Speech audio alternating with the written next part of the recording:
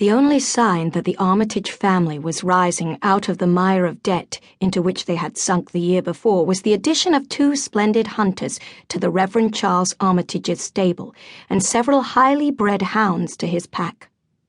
Rigorous economy was still practiced in the vicarage. Meals were of the cheapest cuts of meat, and clothes were still darned and altered and handed down. The vicar of St. Charles and St. Jude in the village of Hopeworth had 8 children, 6 girls and twin boys. His eldest daughter, Minerva, now 20 years of age, had only a month before announced her engagement to Lord Sylvester Comfrey, the Duke of Aylesbury's youngest son. The Armitage brood had somehow hoped this forthcoming noble alliance would immediately pour gold into the coffers of the vicarage. But although Lord Sylvester and his friend Peter, Marquess of Brabington, had generously lent the vicar money, and Lord Sylvester had lent him the use of his steward so that the tenant farms should flourish under professional guidance, no immediate signs of any affluence were to be felt.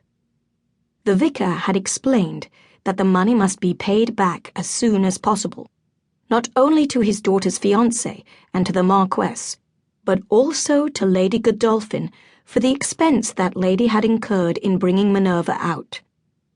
The twins, Peregrine and James, aged 10, admittedly had their future education at Eton secured.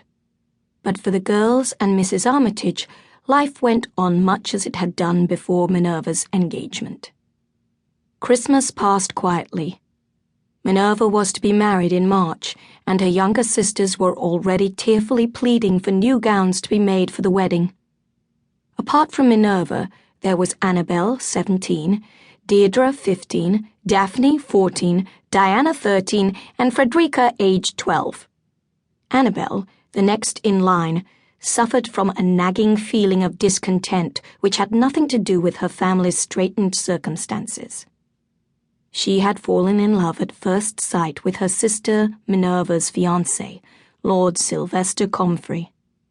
The admiration of his lordship's friend, the Marquess of Brabington, had been noticed by Annabelle and quickly discounted as unimportant.